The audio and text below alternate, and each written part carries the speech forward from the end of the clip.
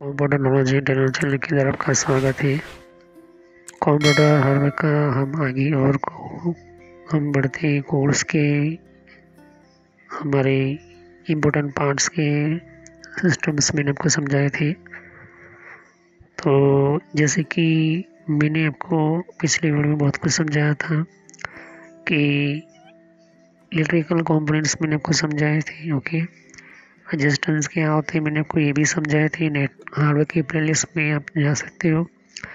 और रजिस्टर्स वगैरह समझे थे, मॉसफेट समझाया था। ओके, इन सभी के बारे में कंप्यूटर हार्डवेयर की प्लेलिस्ट में वीडियो मिल जाएगी आपको। ओके, ट्रांसफार्मर क्या होता है मैंने आपको ये भी समझाया था।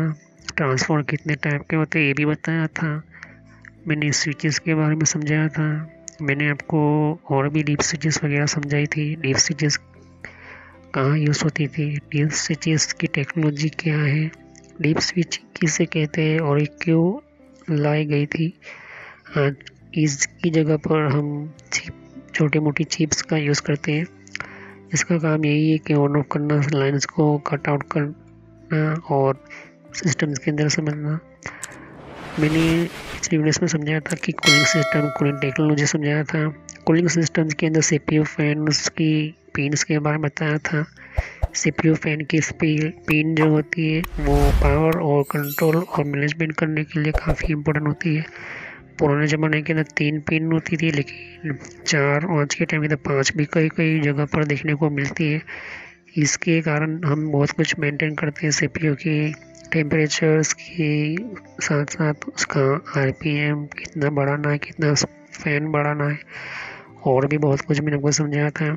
हमारे मदरबोर्ड के अंदर वाटर पम्प की टेक्नोलॉजी होती है। अगर आप लगाते हो कूलिंग सिस्टम के अंदर तो ख़ास तरह के मदरबोर्ड होते हैं, उसके अंदर इसकी जो है पिन की फैसिलिटीज़ जो है हमेशा होती ही है, क्योंकि वो जो है देनी ही पड़ती है वाटर पम्प टेक्नोलॉजी। ओके, इस तरह से वाटर पम्प की सिस्टम्स होती है। इसके अलावा मैंने आपको समझा था कि क्यों हमें सीपीयू की जो हमारी सिस्टम की एयर जो होती है कैसे फ्लो होनी चाहिए, ये वीडियो जाकर देख लीजिए। इन सभी की वीडियो मैंने प्लेलिस्ट में बना चुका हूँ और बता चुका हूँ कैसे और किस तरह से होती है। ओके, ऊपर से मैंने आपको कूलिंग सिस्टम और कूलिंग फैन के टाइप्स और मॉडल नंबर भी बताए थे यहाँ पर। ओके, ये भी जाकर देख लीजिए वरना आपको पता नहीं चलेगा। ओके, डस्ट के बारे में ऊपर से मैंने आपको कैसे सीपीयू फैन लगाने होते हैं, हीट सिंक कैसे लगानी होती है, कौन कौन से सावधानी रखनी होती है, सीपीयू फैन पावर क्या होता है, केस फैन पावर क्या होता है, लास्ट में आपको समझाया था मैंने आपको इन सभी फैन के टाइप्स और सिस्टम के बारे में। ये भी जाकर देख लीजिए सीपीयू फैन क्या होता है और ये यहाँ पर किस तरह से फिट होती है, सीपीयू प्रोसेसर किस तरह से दिखाई देता है ये भी बताया था मैंने आपको। यहाँ पर मैंने आपको कोई भी फैन लो, उसका मेन इम्पोर्टेंट होता है उसका सॉकेट के अनुसार ही हमें सीपीयू प्रोसेसर और हीट सिंक लेना होता है, ये बहुत ही इम्पोर्टेंट होता है। ओके, फिर मैंने आपको समझाया था कि चिपसेट फ़ैन क्या होती है। कुछ चिपसेट फ़ैन आपकी मैंने आपको बताया था खास तरह के मदरबोर्ड में ही मिलेगी, जो काफ़ी हेवी हाई लेवल टाइप की मदरबोर्ड होती है। उसके अंदर बैकग्राउंड फैन बताया था। बैकग्राउंड फैन क्या होती है कि अंदर की हीट जो होती है वो बाहर निकालने के लिए, अंदर की गर्म हवा बाहर निकालने के लिए हम हीट फैन यूज़ करते हैं, मतलब कि बैकग्राउंड फैन यूज़ करते हैं। एसएमपीएस फैन हमारे पावर सप्लाई के अंदर ही होता है, वो फैन जो है वो गर्म हवा बाहर निकलती है। ग्राफिक्स फैन जो होती है ग्राफिक्स को ठंडा करने के लिए, ठंडा रखने के लिए ग्राफिक्स के ऊपर ही ग्राफिक्स फैन होती है। फ्रंट साइड फैन का काम होता है कि बाहर की ठंडी एयर जो होती है वो अंदर खींचनी होती है, तो बाहर की ठंडी हवा फ्रंट फैन खींचता है और अंदर की गर्म हवा बाहर फेंकता है। हमारा बैकग्राउंड फैन या हमारा up side fan. Radiator fan अगर कूलिंग सिस्टम लिया हुआ है अपने लिक्विड कूलिंग तो उसके अंदर रेडिएटर लगा होता है, उस तरह से आपको लगाना होता है। सर्वर फैन सर्वर के लिए खास डिज़ाइन किए गए होते हैं, सर्वर टेक्नोलॉजी के लिए। ओके, ये बहुत ही इम्पोर्टेंट होते हैं।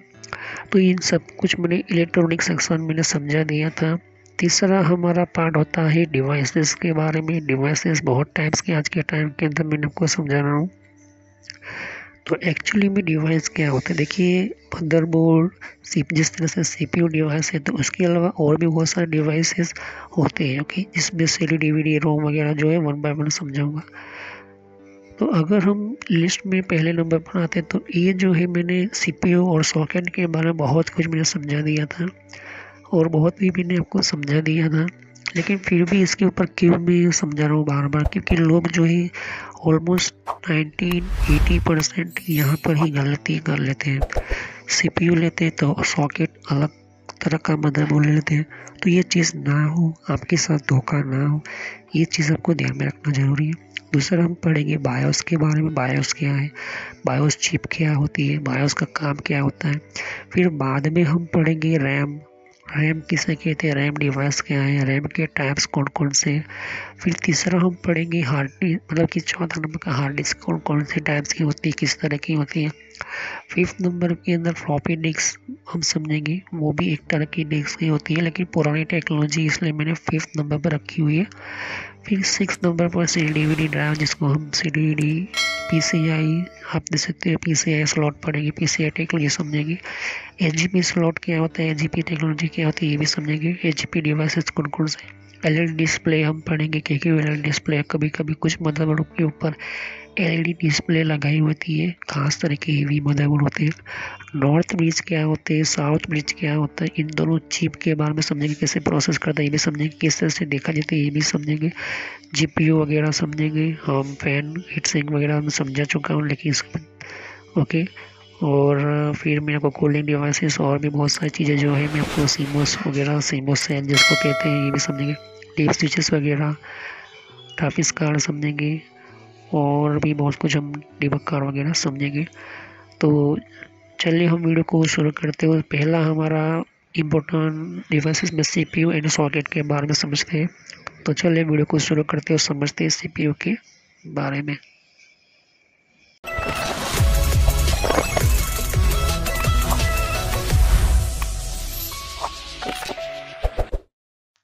तो फ्रेंड्स, वीडियो शुरू करने से पहले मैं मैसेज देना चाहता हूँ कि इस तरह से आपको यूट्यूब में पहले आपके जीमेल से लॉगिन कर लेना है, मोबाइल हो तो मोबाइल से लॉगिन कर लेना है, यूट्यूब ओपन कर लेना है, या यूट्यूब की एप्लीकेशन आप ओपन कर सकते हो। ओके, यूट्यूब की एप्लीकेशन या फिर ब्राउज़र में इस तरह से आपको टाइप करना है कंप्यूटर नॉलेज इन ट्रेनर। ये इस तरह से आप इसको जैसे ही टाइप करोगे तो यहाँ पर आपको ये जो है आपको इस तरह से देखने को मिलेगा। ये चैनल है मेरी। ओके, अब इस चैनल के अंदर आपको ये जो देख सकते हो किस तरह का आइकॉन भी है, और आपको इसके ऊपर इस तरह से कनेक्ट आपको क्लिक करना है। तो यहाँ पर कंप्यूटर नॉलेज चैनल का जो मैंने ये पुराना नाम है, ये सोशल नॉलेज एंटरटेनमेंट, ये जो पुराना मेरा चैनल का नाम है, हालांकि मैंने बदला नहीं है क्योंकि आप कंफ्यूज ना हो।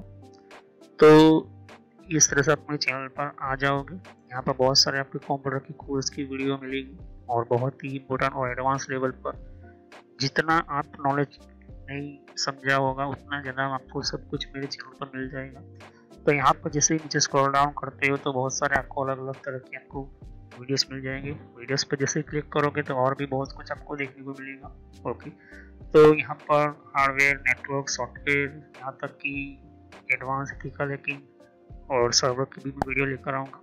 तो जितनी भी प्लेलिस्ट है आपके सामने देख सकते हो, पहले सब्सक्राइब कर लीजिए, बेल आइकन पर क्लिक करके ऑल पर क्लिक करना है, जिससे कि जितने भी मेरी नई वीडियो होगी वो आप मिस ना कर दो, और टाइम टू टाइम आपको पता चल जाए कि ये नई वीडियो जो है और नया जो भी कॉन्सेप्ट होता है, जो भी आपको सिखाने के लिए एक इम्पोर्टेंट पार्ट होता है, वो आपको मिल जाएगा। तो आपको सर्च इसी तरह से करना है कंप्यूटर नॉलेज ऑन ट्रेनर के नाम से। ओके, तो जैसे प्लेलिस्ट पर आप क्लिक करते हो तो आपको प्लेलिस्ट में बहुत कुछ आपको मिलेगा। अगर आप कंप्यूटर में नए हो, आप कंप्यूटर के बारे में कुछ पता ही नहीं है, तो आपको जो भी आपको बेसिक से आपसे स्टार्ट कीजिए। ओके, तो जिसको रेड हैट लिनक्स पढ़ना है, जिसको एथिकल हैकिंग पढ़ना है, वो आपको मिलता रहेगा कंटेंट में। तो जो नई टेक्नोलॉजी माइक्रोसॉफ्ट के बारे में, तो माइक्रोसॉफ्ट से शुरुआत कीजिए। यहाँ पर आपको बेसिक से शुरुआत कीजिए। आप हार्डवेयर का ज़्यादातर मैं वीडियो अपलोड करता हूँ, जैसे कि जितना हो सके मैं इसको कम्प्लीटली कंप्लीट करूँगा इस कोर्स को।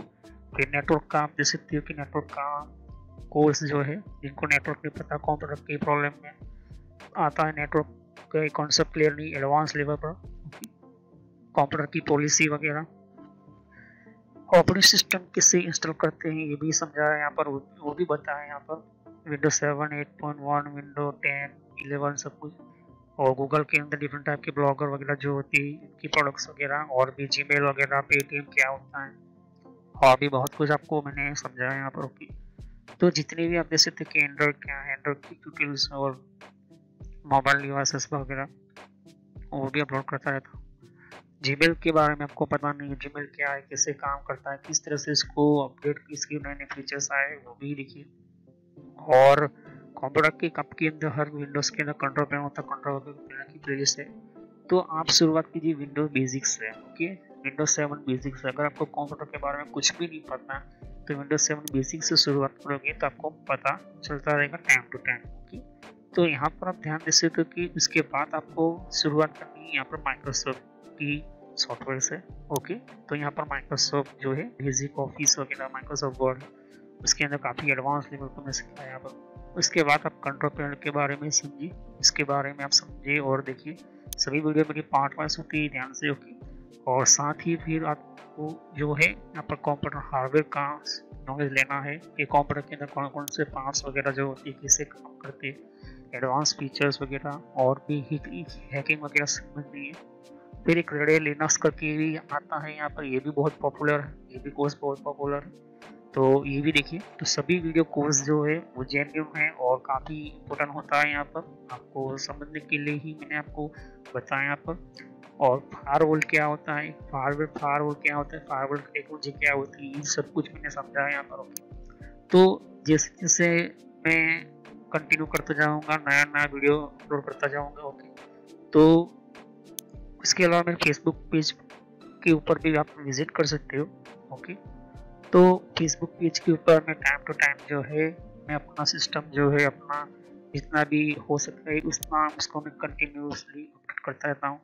तो आप मेरे फेसबुक पेज से जुड़ सकते हैं यहाँ पर। ओके, तो कोई भी एक इम्पोर्टेंट जो डिफरेंट टाइप की जो लेवल का जो एक जिन लोगों को पता नहीं होता है कि कोर्सेज वगैरह जो होती है वो किस तरह से इम्प्लीमेंट होती है यहाँ पर, इसके अंदर यूज़ कैसे होता है, इन सबको मैंने यहाँ पर दे सकती हो कि मैंने हर टाइम टू टाइम में अपना सिस्टम के वगैरह जो है यूज़ और अपलोड करता रहता हूँ यहाँ पर। ओके, तो जितने भी प्ले लिस्ट है उनको 1 बाय 1 समझिए। ओके, ऐसा नहीं कि डायरेक्टली मुझे ये सीखना है, आप सीख सकते हो। अगर आपके पास पहले से बेसिक का नॉलेज है तो आप चाहते हो कि हार्डवेयर की नॉलेज लेना चाहते हो तो हार्डवेयर की नॉलेज ले सकते हो।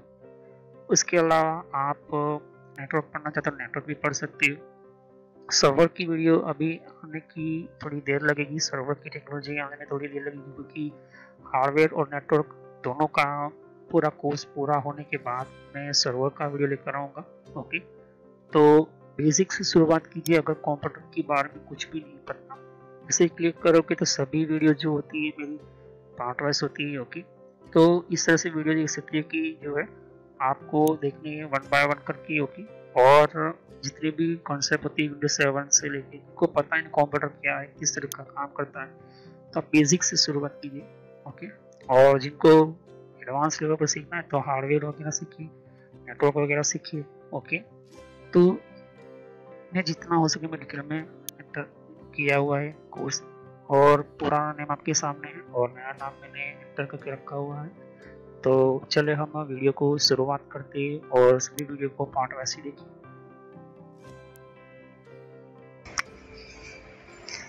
तो जैसे कि आप देख सकते हो कि सीपीयू और सॉकेट के बारे में, सेंट्रल प्रोसेसिंग यूनिट जिसको सीपीयू हम बोलते हैं, प्रोसेसर जिसको बोलते हैं, जिसको हम रियल कंप्यूटर का मेन ब्रेन समझते हैं। कंप्यूटर का जो भी डिसीजन लेना, जो भी कैलकुलेशन करता है, यही चिप करती है। इसके बारे में डिटेल में समझना है तो कंप्यूटर हार्डवेयर की प्लेलिस्ट में आपको पूरी जानकारी मिल जाएगी। उसकी पहले से मैंने वीडियो बना चुका हूँ काफ़ी डिटेल में, इसकी कैश मेमोरी वगैरह सब कुछ समझा चुका हूँ। लेकिन फिर भी आपको मैं कह रहा हूँ कि इसको समझना है तो आपको मेरे हार्डवेयर की प्लेलिस्ट में उसकी वीडियोस मिल जाएगी। और जैसे सीपीयू होगा उसी तरह से सॉकेट भी उसका कंपेटेबल होना चाहिए, उसके मॉडल नंबर से हम पहचानते हैं। ओके, कभी भी हमारा जो सॉकेट जो होता है पिन ग्रेडेड होता है, कभी लाइन गेट एरे होता है, तो पिनलेस CPU के लिए क्या होता है, CPU का सॉकेट, और ये सब कुछ मैं समझा चुका हूँ। कंप्यूटर की हार्डवेयर की प्लेलिस्ट में जाइए और CPU के बारे में वीडियो आपको मिल जाएगी। तो यहाँ पर हर CPU की डिज़ाइन जो है हर कंपनी ने कोशिश की है, हर कंपनी के डिज़ाइनर ने, हर कंपनी के इंजीनियर ने बेहतर से बेहतर परफॉर्मेंस दे और अच्छी तरह से फिट हो, रिलायबल हो, चेंजिंग हो, इस तरह से CPU और उसके सॉकेट डिज़ाइन किए गए होते हैं। पहचानने के साथ उसके साथ साथ हीट सिंक्स वगैरह बहुत सारी चीज़ें जो होती है, कंपोनेंट वगैरह, उसके सिस्टम्स वगैरह जो है काफ़ी इजी तरीके से हमें सेटअप करने होती है। जिस तरह से आप यहाँ पर एक लैपटॉप देख रहे हो, यहाँ पर लैपटॉप के भी अंदर भी कुछ ऐसे खास तरह के जो है आपको देखने को मिल जाते हैं, इस तरह के सॉकेट वगैरह और भी बहुत कुछ आपको देखने को सिस्टम देखने को मिलते हैं। तो CPU डिवाइस की हम बात करें या फिर CPU सेंट्रल प्रोसेसिंग चिप की हम बात करें, तो उसके अंदर लाखों हजारों ट्रांजिस्टर लगे होते हैं जो माइक्रोस्कोपिक सिस्टम से लेज़र बीम की तकनीक से क्रिएट किए जाते हैं। दूसरी मेन चीज़, अगर इसको देखना है तो आपको इलेक्ट्रॉनिक माइक्रोस्कोपिक मशीन चाहिए होगी। CPU के सभी पार्ट के बारे में आपको मैंने समझा दिया था कि कोड केस सिस्टम क्या होता है, ब्रांच प्रेडिक्टर, ALU क्या होती है, रजिस्टर क्या होता है, एग्जीक्यूट यूनिट क्या होती है, वही डेटा केस मेमोरी क्या होती है, बस इंटरफेस क्या होती है, फ्लोटिंग पॉइंट यूनिट क्या होती है, कोर क्या होता है, कोर क्यों बनाए जाते हैं, सब कुछ जो है मैं 1 बाय 1 मैंने आपको समझा दिया था। ओके, तो यहाँ पर मैं आपको धीरे धीरे जितने भी बसेस वगैरह सिस्टम जो होती है वो आपको मैंने समझा चुका हूँ, तो वो जो है आप जाकर दे सकते हैं। ओके, जैसे जैसे टाइम चलता गया CPU काफ़ी बेहतर बनते गए और ट्रांजिस्टर और भी कैपेसिटर, रजिस्टर वगैरह एंटर करेंगे। Core i3, फिर Core i4, Core i5, Core i6, Core i7, इस तरह से इंटेल ने जनरेशन बढ़ाना शुरू की। उसके साथ फिर AMD कंपनी आई। जैसे जैसे सिस्टम बढ़ती, क्योंकि पहले जो 32 बिट होते थे, 32 बिट के प्रोसेसर रहा है, फिर उसके बाद 64 बिट के, उसके अंदर अलग अलग जनरेशन 3, 4, 5, 6। तो अगर CPU को बहुत ही करीब माइक्रोस्कोपिक मशीन से देखोगे तो कुछ इस तरह से दिखाई देगा। ये देख सकते हैं, इस तरह से इसको बनाया जाते हैं, इस तरह से सेटअप किया जाता है, तो छोटे छोटे ट्रांजिस्टर की तरह आपको दिखाई देता है यहाँ पर। ओके, और फिर हम देखेंगे कि अगर हम माइक्रोस्कोपिक को इस तरह से जूमिंग आउट करके तो इस तरह से कुछ आपको दिखाई देगा, लेकिन रियली लास्ट में जूम करके देखें तो आपको इस तरह से दिखाई देगा। ओके, इसका आर्किटेक्चर सिर्फ आर्किटेक्ट, डिज़ाइनर और उसके डेटा सेट बनाने वाले लोग ही समझ सकते हैं। कोई भी ऐसे हो, इवन कोई भी, ये प्रोसेसर की बात नहीं कर रहा हूँ, कोई भी ऐसे हो, कोई भी चिप हो, उसका आर्किटेक्चर डिज़ाइनर ही उसके बारे में समझ सकता है, क्योंकि हर कंपनी जो है अपने अपने तरीके से बनाती है। उसके अलावा प्रोसेसर को अंदर खुद के उसकी प्रोग्रामिंग होती है, उसके कैश मेमोरी के अंदर उसकी खुद की इंटरप्रेटर सॉफ्टवेयर जिसको बोलते हैं, उसका नाम जो है इंटरप्रेटर सॉफ्टवेयर होता है, वो प्रोसेसर के अंदर डाला जाता है। इसी सॉफ्टवेयर के साथ प्रोसेसर जो है कॉम्बिनेशन करके हमें जो है पूरा टोटली जो है प्रोसेस करके हमें देता है। कोई भी हमारा डेटा, हमको थोड़ा बहुत इमेज भी हम ओपन करते हैं, जो भी हम ओपन करते हैं, ये प्रोसेसर ही होता है। ओके, अब ये प्रोसेसर के अंदर अगर ध्यान से देखोगे माइक्रोस्कोपिक, तो कुछ इस तरह से आपको दिखाई देगा। इसमें रैम यूनिट उसकी अलग होती है, उसके अंदर कैश मेमोरी यूनिट अलग होती है, उसके अंदर प्रोसेसिंग कोर वगैरह बहुत सारी जो चीज़ें होती है वो अलग अलग पार्ट के थ्रू इस तरह से डिज़ाइन करके उसको एक चिप बनाई जाती है। प्रोसेसिंग चिप कहते हैं, जिसको हर तरह की प्रोसेस अच्छी तरह से कर सके। जितने कोर ज़्यादा होंगे, जितने ट्रांजिस्टर होंगे, जितना हाई लेवल परफॉर्मेंस करने वाले कैश मेमोरी होगी, उसका क्लॉक रेट, फ्रीक्वेंसी और भी बहुत कुछ देखना होता है। जितना अच्छा होगा उस हिसाब से आपको मदरबोर्ड भी काफ़ी अच्छा लेना पड़ेगा, उसका प्रोसेस के साथ काम करने वाली रैम भी अच्छी लेनी पड़ेगी, तब जाके आपका कंप्यूटर काफ़ी पावरफुल अच्छी तरह से काम करना शुरू करेगा, मतलब कि रिस्पॉन्स अच्छा देगा। तो सॉकेट की हम बात करें तो सॉकेट बहुत सारे अलग तरह के देख सकते हैं कि यहाँ पर जो है AMD कंपनी का लग सकता है आपके सामने, इंटेल कंपनी का जो है पिनलेस ही बना, लेकिन ये AMD कंपनी का आपके पास है। अब यहाँ पर लिखा था सॉकेट AMD, सॉकेट के आसपास ही, मदरबोर्ड के आसपास ही सॉकेट का नंबर या फिर उसका यूके मॉडल नंबर लिखा होता है, उस हिसाब से ही आपको प्रोसेसर लेना पड़ता है, और वरना आपका जो है सॉकेट की बिना ये फिट नहीं हो पाएगा। देख सकते हो कि ये AMD प्रोसेसर है, पिन टाइप प्रोसेसर है, ओके। और ये चीज़ आप देख सकते हो। अब ये पिन लेस है, यहाँ पर ही देख सकते हो कि ये पिन लेस है। अब ध्यान से देखो कि ये जो है सॉकेट 1151 लिखा है यहाँ पर, ओके। तो मेरे सामने देख सकते कि ये मदरबोर्ड है और इस मदरबोर्ड के अंदर 1151 लिखा हुआ है सॉकेट, अगर आप ध्यान से देख सकते हो। तो इस तरह के जो प्रोसेसर होते हैं ये जो है इंटेल के लिए होती है, और कुछ इस तरह से भी प्रोसेसर होती है। तो कहने का मतलब है कि हर ब्रांड जो है, कंपनी जो होती है वो अलग अलग प्रोसेसर बनाती है और उसकी डिज़ाइन अलग अलग होती है। तो ये डिपेंड होता है आप किस तरह से करते हो। तो ये जैसे देखो ये प्रोसेसर के सॉकेट का नंबर है, ओके। तो ये बहुत ही इम्पोर्टेंट है, तो ये चीज़ आप ध्यान में रखिए। ये भी ध्यान से देख सकते हो, ये भी कुछ अलग सा प्रोसेसर है। तो चलिए हम और भी प्रोसेसर की सॉकेट और लिस्ट के बारे में बता रहा हूँ। लिस्ट आपके लिए बहुत काम आएगी कि कौन सा प्रोसेसर मॉडल के साथ कौन सा प्रोसेसर लेना है, तो कौन से सॉकेट के साथ प्रोसेसर लेना है और उसका हीट सिंक लेना है। तो हम इसको समझते हैं। जब भी CPU की हम बात करते हैं या CPU सिस्टम्स की हम बात करते हैं तो हमें ये चीज़ें सॉकेट के बारे में देखना ज़रूरी है। और ये सॉकेट नंबर होता है यहाँ पर मदरबोर्ड, तो उसी हिसाब मदरबोर्ड के अनुसार हमें प्रोसेसर हमें लेना होता है, और उस हिसाब से ही हमें जो है हीट सिंक या कूलिंग सिस्टम हमें लेनी पड़ती है। ये चीज़ हमें ध्यान में रखनी इसलिए होती है क्योंकि हर कंपनी अपने अपने जनरेशन के साथ अलग अलग डिज़ाइन करती है, अलग अलग प्रोसेसर की डिज़ाइन करती है, सॉकेट अलग अलग डिज़ाइनिंग होती है, साथ ही बहुत ही अलग अलग तरह की प्रोसेसर चिप होती है, प्रोसेसर की चिप सिस्टम होती है, और भी बहुत कुछ आपको देखने को मिल जाता है यहाँ पर, ओके। तो कंप्यूटर के अंदर प्रोसेसर और चिप के अंदर हम देखेंगे तो CPU के अंदर बहुत सारे अलग अलग प्रोसेसर के बीच में हमारा chip set family chip levels होती है, चिप की प्रोसेसिंग होती है। तो ये चीज़ आपको देखने को मिलते हैं, ओके। तो प्रोसेसर जो होता है centre of processor chip off, हम कह सकते हैं कि हमारा सॉकेट एरिया सिस्टम आप कह सकते हो। तो यहाँ से हमारा जो है एक इम्पोर्टेंट, जितने भी अगर हम प्रोसेसर लेते हैं या सॉकेट लेते हैं या सॉकेट हम कनेक्शन करते हैं या कुछ भी हम चीज़ लेते हैं, तो ये चीज़ आपको देखने को मिल जाती है, ओके। तो ये सॉकेट है यहाँ पर, ओके, और ये प्रोसेसर होता है। तो प्रोसेसर के हिसाब से हमें जो है ये हीट सिंक्स वगैरह हम जो है कंफर्टेबल लेने के लिए ये जो होल्स लिखते हो हीट सिंक लगाने होते हैं। तो सॉकेट जो होते हैं वो आप देख सकते हो यहाँ पर सॉकेट की डिज़ाइनिंग और उसके हिसाब से प्रोसेसर। तो यहाँ पर आप सॉकेट देख सकते हो, CPU सॉकेट यहाँ पर उसकी चिप्स वगैरह, तो डिफरेंट टाइप की CPU सॉकेट, उसकी डिज़ाइनिंग और भी बहुत कुछ आपको देखने को मिल जाता है। तो प्रोसेसर और प्रोसेसर के साथ और भी बहुत सारे डिज़ाइनिंग चिप्स वगैरह जो है आप यहाँ पर देख सकते हो।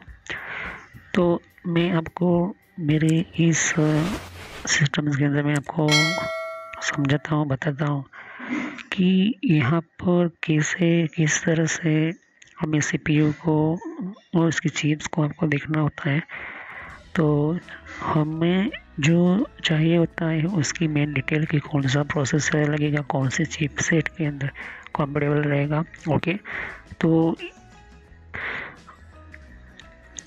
इम्पोर्टेंट हमारी सिस्टम ये होती है कि जब भी हम कोई मदरबोर्ड लेते हैं या फिर उसका सॉकेट लेते हैं या उसका सिस्टम लेते हैं, तो मेन चीज़ होती है उसका प्रोसेसर, जिसको हम कहते हैं कंप्यूटर का ब्रेन। लेकिन प्रोसेसर जो है बिना मदरबोर्ड के नहीं चल सकता, क्योंकि मदरबोर्ड के अंदर सभी जितने भी कंपोनेंट होता है वो कॉम्बिनेशन होता है, उस हिसाब से उसको डिज़ाइन किया जाता है। हर कंपनी जो है अलग अलग डिज़ाइन मदरबोर्ड करती है, और उस डिज़ाइन के सॉकेट का कंपेटेबल अगर प्रोसेसर नहीं होगा तो प्रोसेसर जो है सॉकेट में फिट नहीं हो पाएगा। दूसरी मेन चीज़ है उसकी चिपसेट मतलब कि यहाँ पर नॉर्थ बीच हो गया, फिर ऑडियो सिस्टम्स हो गया, रैम के कंट्रोलिंग स्विचेस, और भी बहुत सारे डिजिटल इक्विपमेंट के चिप हो गई, तो इसको कहते हैं चिपसेट। वो चिपसेट भी इसके साथ सपोर्टेबल होनी चाहिए, कम्युनिकेशन करने वाली होनी चाहिए। अगर वो भी नहीं आप कंपेटेबल आप यूज़ कर पाओगे तो भले ही आपका प्रोसेसर अच्छी तरह से सॉकेट में सेट हो गया, लेकिन उस केस के अंदर, उस सिस्टम्स के अंदर आपको प्रॉब्लम देखने को मिल जाती है। कभी कभी ड्राइवर भी अच्छी तरह से सपोर्ट नहीं होते। तो कोई भी इंटेल हो या AMD हो या कोई भी हो, XYZ कोई भी आप यूज़ करते हो, तो उसको पहले आपको ध्यान में रखना होता है कि प्रोसेसर की चिप मेन इंपॉर्टेंट होती है। आप ध्यान से देखोगे कि यहाँ पर ये CPU सॉकेट है, और ये CPU सॉकेट के बीच में आपको प्रोसेसर देखने को मिलता है। ये सॉकेट आप देख सकते हो यहाँ पर। ओके, तो ये मेन चीज़ इम्पोर्टेंट है।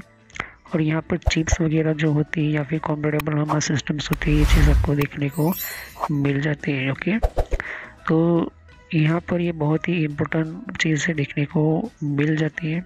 तो पहले मैं आपको बताना चाहता हूँ कि किस तरह की कौन कौन सी चिप्स होती है, सॉकेट होते हैं, चिपसेट फैमिली होती है। ओके, तो यहाँ पर तो जैसे कि आप देख सकते हो कि माइक्रोसर्वर D1510 फैमिली और इसका CPU लिस्ट मैं आपको बता रहा हूँ। यहाँ पर पहला जो हमारा ये कॉलम है, ये सपोर्ट सॉकेट जो होता है, इसके अंदर अगर आपका सॉकेट मदरबोर्ड के ऊपर जो सॉकेट लिखा हो इसके ऊपर FCBGA 1667 ये मॉडल का है, तो यहाँ पर सॉकेट का मैंने जैसे कि बताया था कि मदरबोर्ड के ऊपर CPU का सॉकेट नंबर लिखा हुआ होता है, तो ये FCBGA 1667 हो तो ये जो है मॉडल नंबर है। ब्रांड जो होती है, ब्रांड का मतलब कि हर सिस्टम की ये इंटेल है तो Xeon करके है, Xeon E3, और दूसरा का Pentium। ओके, प्रोसेस की हम बात करें तो ये 20nm ब्रॉडवेल है यहाँ पर। ओके, क्रोड या थ्रेड की हम बात करें तो यह 16 32 कुछ जगह पर आपको 12 24 देखने को मिलेंगे, 8 16 देखने को मिल सकते हैं यहाँ पर। और यहाँ पर प्रोसेसर के नंबर देख सकते हो, यहाँ पर देख सकते हो, यहाँ पर प्रोसेसर के नंबर्स वगैरह D1577 कंपेटेबल रहेगा, D1571। तो यहाँ पर ये जितने भी ये प्रोसेसर के आप ये कह सकते हो कि उसकी मॉडल नंबर मतलब कि उसका CPU की आर्किटेक्चर का नंबर है। तो CPU कोई भी लेना है तो D सीरीज़ का आपको मिल जाएगा। तो मदरबोर्ड ये इस कैटेगरी के नंबर का सॉकेट है, तो ये वाले प्रोसेसर आपको मिल जाएंगे। उसकी फ्रीक्वेंसी आप देख सकते हो यहाँ पर मिली हुई है। उसकी कैश मेमोरी, जितनी ज़्यादा अच्छी कैश मेमोरी अच्छा प्रोसेसर अच्छा रहेगा, ऊपर से जितना उसकी हर्ट्ज कितने फ्रीक्वेंसी जनरेट करता है और उसका कितना कोर और थ्रेड्स है, ये चारों चीज़ें हमें देखनी होती है। प्रोसेसर की ग्राफिक्स इसके पास नहीं आती, प्रोसेसर का खुद का अपनी भी ग्राफिक्स होता है, लेकिन यहाँ पर कंफर्टेबल नहीं है, ग्राफिक्स की फ्रीक्वेंसी वगैरह नहीं ऐड की जाएगी। अब इसकी मेमोरी टाइप्स होती है, तो इसके अंदर DDR4 लगती है, DDR2 133 और DDR3 लगती है, लेकिन वो 1600 वाली। ओके, यहाँ पर चिपसेट जो होती है वो मेंशन नहीं किया है। तो ये मेमोरी टाइप्स वगैरह आप देख सकती हो, अपनी तरीके से आप देख लेना। ओके, तो अगर मेरा इस टाइप का मदरबोर्ड, इस टाइप मॉडल टाइप का जो भी मेरा मदरबोर्ड का सॉकेट है, तो ये जो है आपके सामने इस तरह से देखने को मिल जाएगा। अब वर्क स्टेशन की बात करते हैं। वर्क स्टेशन का मतलब होता है कि जो भी हमारे कंप्यूटर होती है, इस तरह से हमारा छोटा मोटा ऑफिस का एरिया होता है या ऑफिस का कंप्यूटर होते हैं, उसको हम कहते हैं वर्क स्टेशन, या घर का प्राइवेट वगैरह हो गया वो, उसकी हम बात करते हैं। तो वो E3 लेवल का CPU लिस्ट है उसका आपके सामने। तो यहाँ पर देख सकते हैं कि FCLGA 1151 का मदरबोर्ड का सॉकेट है।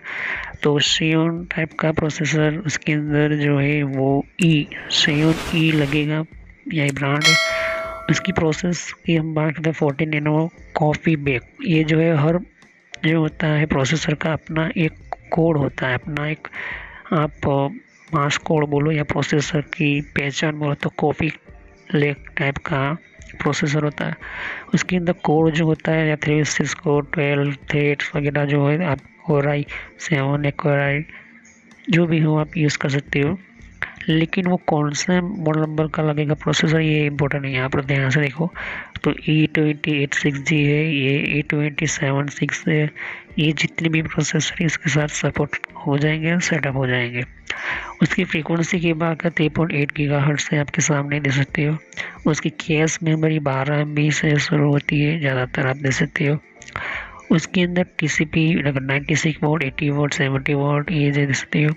प्रोसेसर की ग्राफिक्स, इसके अंदर Intel HD ultra HD graphics आपको मिल जाता है। ओके, ये जितने भी प्रोसेसर है यहाँ तक के, ओके, E2144G टाइप का यहाँ से।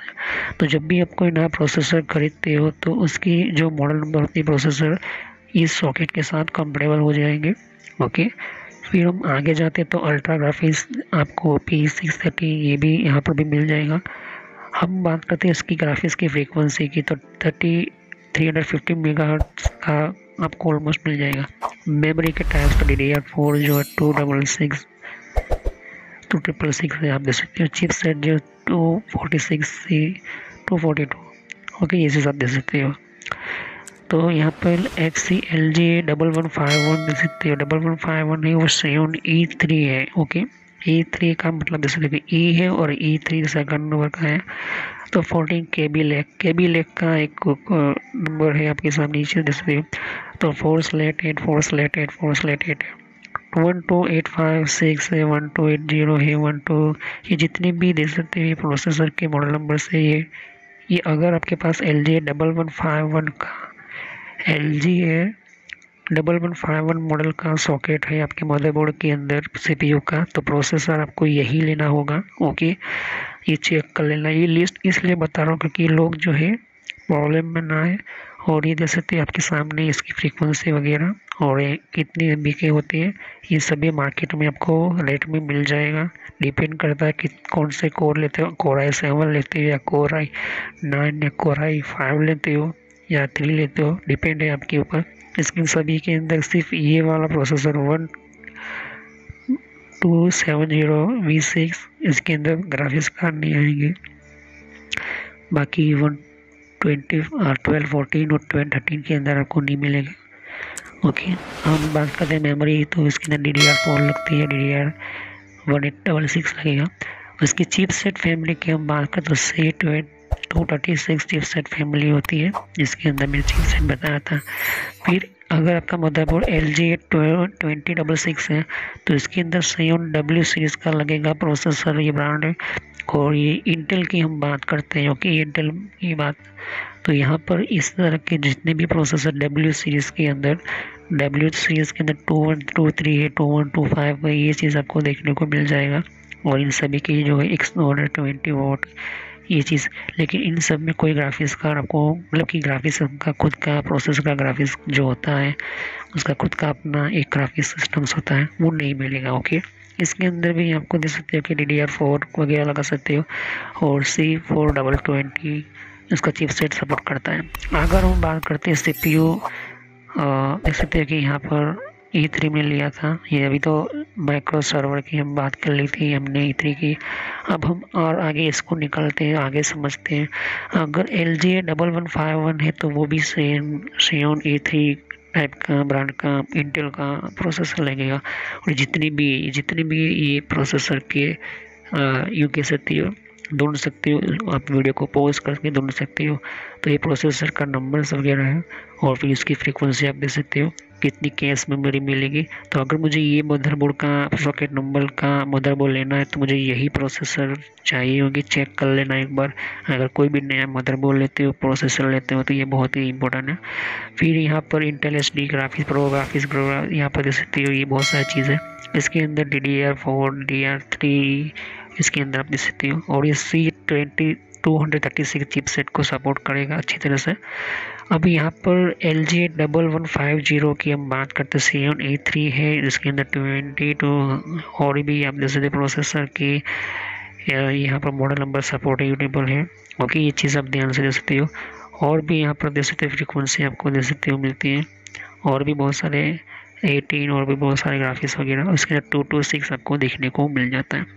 अगर LGA1155 है तो Xeon E3 है, और ये जो है आपके मॉडल नंबर प्रोसेसर की आपको देखने को ये वाले मॉडल नंबर जो होते हैं मॉडल होते हैं वो सपोर्ट करेंगे। ये यहाँ पर फ्रीक्वेंसी है और ये चीज़ है। Okay, DDR3 13661600। ओके, Xeon जो E3 है, और ये जो है ये जितने भी है यहाँ पर आपको इस वाले मदरबोर्ड के अंदर ये वाले प्रोसेसर नंबर मॉडल नंबर की सेट हो जाएंगे। ओके, अब हम डेस्कटॉप कोर की हम बात करें, जहाँ पर core i7 core 5 Pentium silicon type के CPU डेस्कटॉप की हम बात करें। वर्क टेस्ट मैंने समझा दिया जहाँ पर कंपनी वगैरह होती है।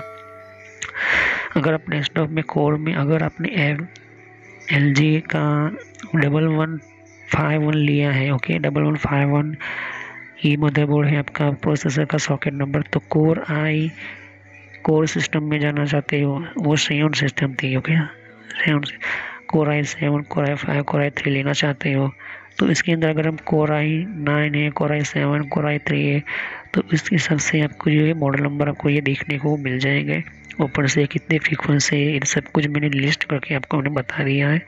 तो अगर आप ये मदरबोर्ड का ये सॉकेट नंबर ले रहे तो ये चेक कर लेना कि ये मदरबोर्ड के इस सिस्टम के अंदर अगर कोर i3 लेता हूँ तो कोर i3 के अंदर मुझे कौन सा कंपेटेबल मेरा प्रोसेसर होगा। ओके, तो ये चीज़ यहाँ पर देख लेना, उसकी फ्रीक्वेंसी में लिखी हुई है, इसकी MB लिखी हुई है, इसके वोल्ट वगैरह।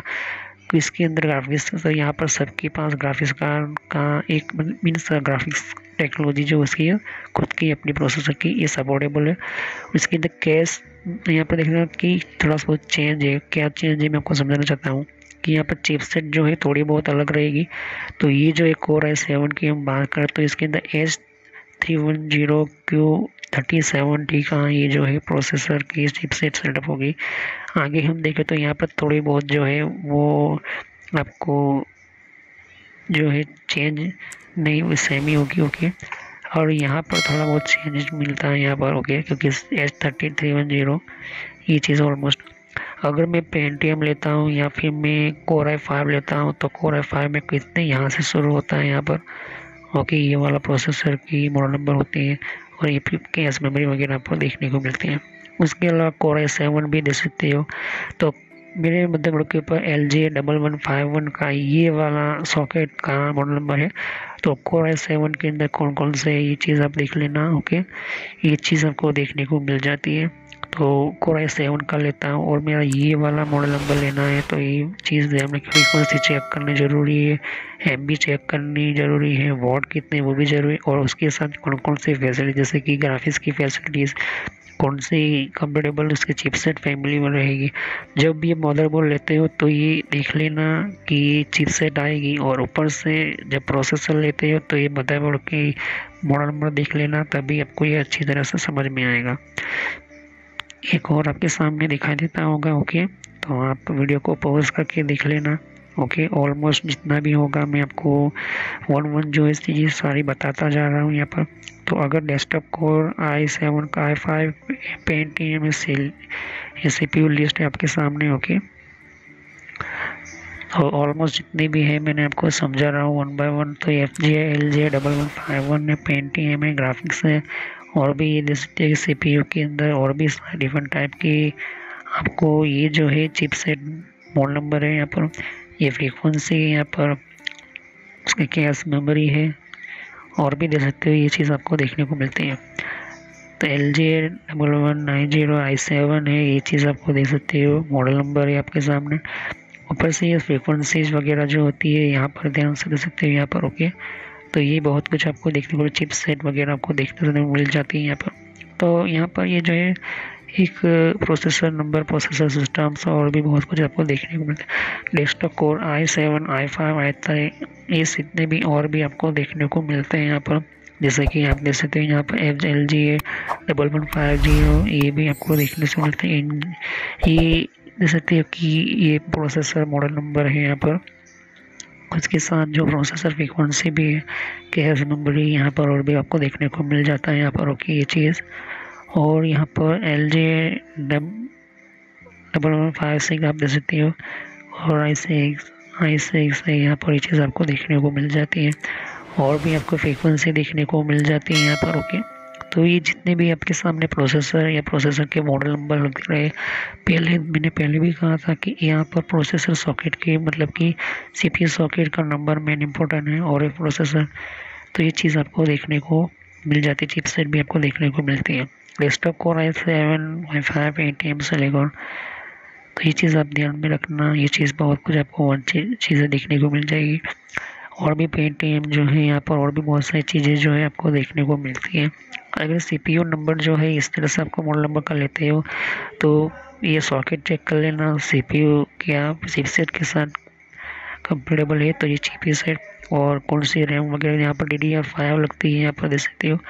और भी अगर ये यहाँ पर इस वाले मॉडल नंबर ये चीज़ देख सकते हो यहाँ पे। ओके, ये बहुत ही इम्पोर्टेंट है, क्योंकि अगर आप ये चीज़ जो समझते हो कम्प्लीटली तो वही से ही वो सिस्टम जो है इम्पोर्टेंट काम करती है।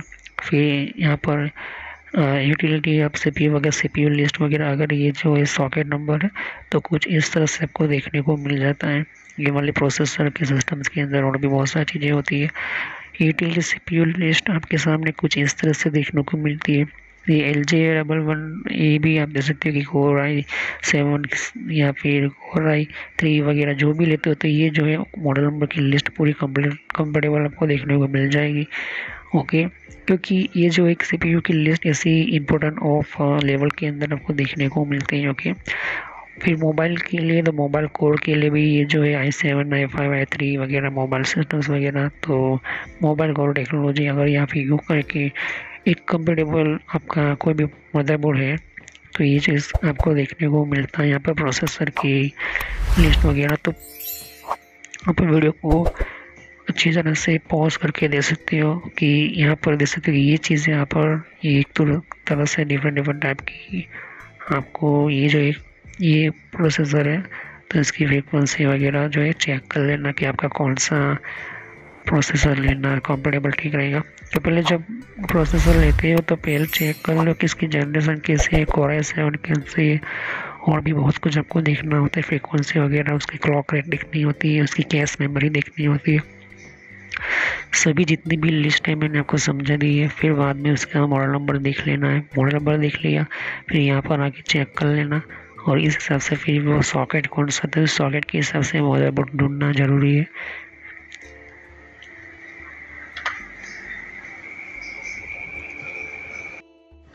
तो यहाँ पर जैसे कि मैंने पहले भी कहा था, अभी मैं कह रहा हूँ कि कोई भी चिप लो तो उसको ध्यान से समझे पहचाने, वरना आपको पता नहीं चलेगा कि कैसे आपको मदरबोर्ड लेना है, और गलत मदरबोर्ड लिया फिर गलत चिप ले ली तो आपको नुकसान हो सकता है। ओके, तो मैंने आपको ये चीज़ समझा दिया। नेक्स्ट हम पढ़ेंगे बायोस के बारे में। बायोस क्या होता है, बायोस किसे कहते हैं, बायोस की टेक्नोलॉजी क्या है। ओके, और बायोस को क्यों बनाया गया है, इसको काफ़ी बहुत हम डिटेल में समझेंगे, क्योंकि लोग जो है इसको डिटेल में बताते नहीं हैं।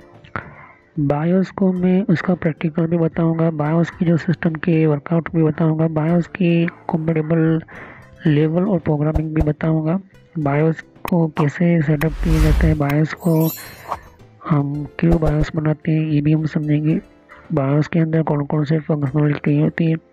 तो पहले तो हम समझेंगे कि बायोस क्या होता है, बायोस चिप क्या होती है, बायोस की कंट्रोलिंग सिस्टम क्या होती है, बायोस का काम क्या होता है। कभी कभी आपने देखा होगा कि आपके कंप्यूटर बार बार जो है बीप करने लगता है, कभी कभी आपको देख सकते हो कि बायोस के कारण कभी कभी कंप्यूटर ऑन ऑफ होता है, स्टार्ट होता रहता है। तो ये सभी जो है बायोस ही जो है वो चेक करता है, और उसको मैं बाद में समझाऊंगा ओके दूसरे वीडियो के अंदर। तो अभी तो यहाँ पर हम नेक्स्ट वीडियो में बायोस के बारे में समझेंगे। ओके, तो thanks for watching my video. Have nice day and continue on this topic. Subscribe करो, लाइक करो, बेल आइकन पर क्लिक करना ना भूलो। अगर कोई भी क्वेश्चन है तो आप कमेंट कर सकते हो। तो thanks for watching my video. Have nice day. हम नेक्स्ट वीडियो में यहीं से कंटिन्यू करेंगे। तो थैंक यू। देख सकते हो कि यहाँ पर और भी एक जैसे कि विंडो 10 के लिए भी अलग मैंने प्लेलिस्ट बना रखी हुई है। तो विंडो 10 के अंदर भी आपको अलग तरह की इन्फॉर्मेशन, जैसे कि कि विंडोज 10 के अंदर भी तो विंडो 10 की भी आपको जानकारी मिलेगी यहाँ पर डिफरेंट टाइप की अलग तरह की विंडो 10 की यहाँ पर सीरीज है। ओके, तो हर विंडो 10 के अंदर कौन कौन सी सेटिंग्स होती है, किस तरह की सेटिंग्स होती है, विंडो 10 के अंदर कौन कौन सी फीचर्स होती है, ये भी रखा हुआ है यहाँ पर। ओके, तो यहाँ पर आपकी विंडो 10 के अलावा कंट्रोल पैनल भी है। कंट्रोल पैनल के अंदर भी आपको जानकारी कंट्रोल पैनल क्या होता है। ओके, और आप देख सकते हैं कि कंप्यूटर हार्डवेयर का कोर्स आपको ये इम्पोर्टेंट है, या बेसिकली और कंप्यूटर नेटवर्क का भी कोर्स कंटिन्यू कर रहा हूँ यहाँ पर। ओके, तो जहाँ पर आपकी जिस फील्ड के अंदर आपको इन्फॉर्मेशन चाहिए, साथ ही मैंने जीमेल किस तरह से बनाना, जीमेल क्या है, Gmail port forwarding, Gmail system, Gmail ID, Gmail के अंदर क्लोडिंग किस तरह से करी जाती है, यहाँ पर जीमेल के अंदर किस तरह से हम लेबल क्रिएट करते हैं, यहाँ पर ये भी सिखाया मैंने यहाँ पर। ओके, तो आगे जाके आप देख सकते हो कि और भी बहुत सारे यहाँ पर वीडियोस है विंडोज 10 के यहाँ पर। ओके, तो मैंने पेटीएम, मिंत्रा, याहू, ट्विटर क्या होती है, ट्विटर के कौन कौन सिक्योरिटी फीचर कौन कौन से, फेसबुक क्या है, फेसबुक के अंदर कौन कौन से फीचर्स वगैरह होते हैं यहाँ पर मैंने बताया यहाँ पर। तो यहाँ पर आपको देख सकते हो कि और भी बहुत सारे आपको बेसिक कंप्यूटर यूजर पर क्लिक करना है यहाँ पर, बेसिक कंप्यूटर नॉलेज के ऊपर, क्योंकि ये बहुत ही इम्पोर्टेंट है। और जब तक अपना आपको कोई कंप्यूटर की नॉलेज नहीं तो आप बेसिक पे ही स्टार्ट कीजिए। ओके, तो ये इम्पोर्टेंट है आपके लिए। और कुछ में फ्रॉड कॉल वगैरह होते हैं, कुछ वेबसाइट, कुछ कमांड के अंदर क्या करना है, कम फायरवॉल किस तरह से यूज़ करना है, ये भी मैं बताया यहाँ पर। तो मैं आगे नेक्स्ट लेवल पर बताऊंगा। ओके, एंड्रॉइड का भी मैंने समझाया, एंड्रॉइड मोबाइल फ़ोन के अंदर क्या होती है किस तरह से। तो वीडियो पर जैसे क्लिक कर तो बहुत सारा कुछ वीडियोस मिलेंगी, लेकिन मैं कहूँगा कि आप प्ले लिस्ट में जाकर ही हर तरह की यहाँ पर वीडियोस को कंटिन्यू करें। ओके, तो सभी वीडियोस की होती है पार्ट वाइज होती है। ओके, तो हर पार्ट के अंदर आपको अलग तरह की नॉलेज मिलेगी। ओके, और कोई भी क्वेश्चन होता है मुझे कर सकते हो। अभी ये जो मेरा नेम है वो पुराना नेम है क्योंकि मैंने रखा हुआ है, लेकिन जो रियल नेम है आपको इस तरह से सर्च करना है यूट्यूब की प्लेलिस्ट के अंदर, आपके मोबाइल के अंदर, और आपके कंप्यूटर के अंदर भी आप यूट्यूब चलाते हो तो इस तरह से आपको कंप्यूटर नॉलेज ट्रेनर यही नाम एंटर करना है। लेकिन मैं पुराना नाम इसलिए रखा हुआ है क्योंकि आपको पता चले कि ये दोनों चैनल एक ही है मेरी। ओके, तो thanks for watching my video. Have nice day. Next time I will continue new topic, मैं नए कंप्यूटर में कंटिन्यू करूँगा। ओके, तो थैंक यू।